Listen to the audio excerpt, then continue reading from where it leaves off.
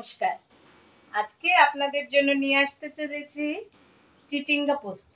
চিচিঙ্গা দিয়ে পোস্ত বাটা করেছি, আশা করি ভালোই লাগবে।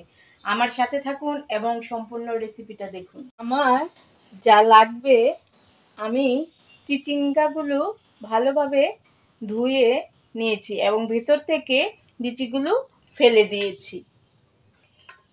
তারপর লাগবে কাঁচামরিচ, বেশ কয়েকটা আমি কাঁচামরিচ নিয়েছি। তার সঙ্গে নিয়েছি এলাচগুলো আমি থেতো করে দেব। তারপর নিয়েছি আদা কুচি, স্বাদ মতো লবণ, তারপর সরিষার তেল, আর নিয়েছি পোস্তদানা। ভর্তাটা করব আমি পোস্তদানা দিয়ে। তাহলে রেসিপিটা শুরু করি। প্রথমে আমি কড়াইয়ে চিচিঙ্গাগুলো দিয়ে দিচ্ছি।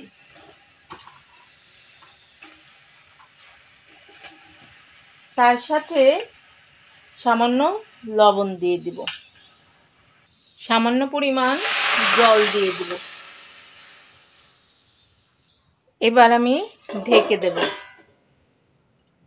আর আমি ঢাকনাটা খুলে নিচ্ছি। খুলে আর কিছুটা সময় আঁচে রেখে দেব।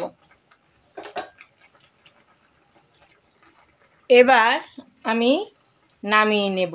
নামিয়ে একটা পাত্রে ঢেলে নেব। এদিকে আমি পোস্তদানাটা ব্লেন্ডারে ভালোভাবে মিশিয়ে নেব। পোস্তদানার সাথে আমি সামান্য পরিমাণ আদা দিয়ে দেব। তার সাথে গোটা কাঁচামরিচ দিয়ে দিব। আমি 3টা কাঁচামরিচ দিয়েছি। পোস্তদানা ভালোভাবে আমি মিশিয়ে নিয়েছি। আমি চিচিঙ্গাগুলো ব্লেন্ডারে ভালোভাবে মিশিয়ে নেব।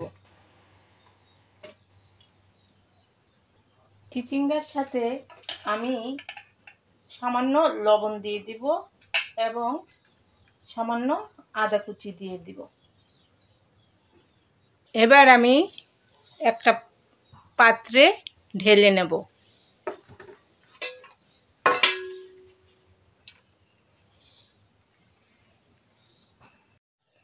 কড়াইয়ে সরিষার তেল দিয়ে দিচ্ছি।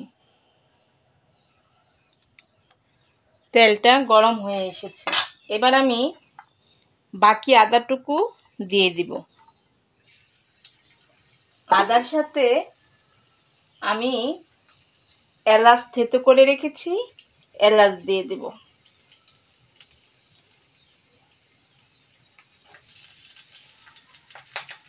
এবার আমি মেশানো চিচিঙ্গা দিয়ে দিব।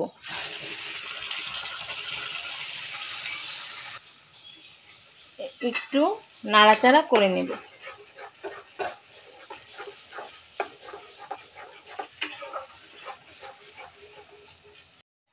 এবার আমি পোস্তদানা বাটা দিয়ে দিব আর অল্প রেখে দেব। পোস্তদানার সাথে ভালোভাবে আমি মিশিয়ে নেব।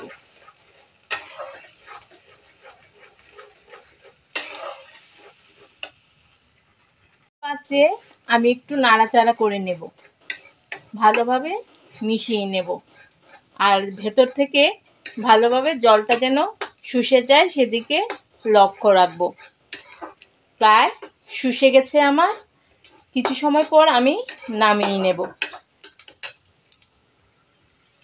এসেছে, এবার আমি একটা পাত্রে ঢেলে নেব। উপর দিয়ে সামান্য সরিষার তেল দিয়ে দিব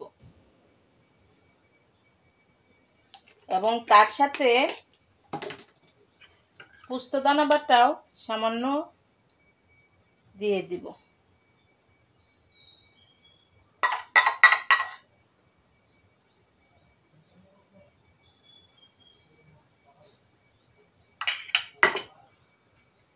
একটা কাঁচামরিচ দিয়ে দিলাম,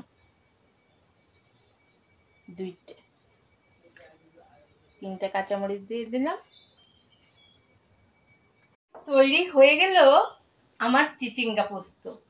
যদি ভালো লাগে তাহলে অবশ্যই কমেন্ট করে জানাবেন এবং বাসায় তৈরি করে দেখবেন। আশা করি ভালোই লাগবে।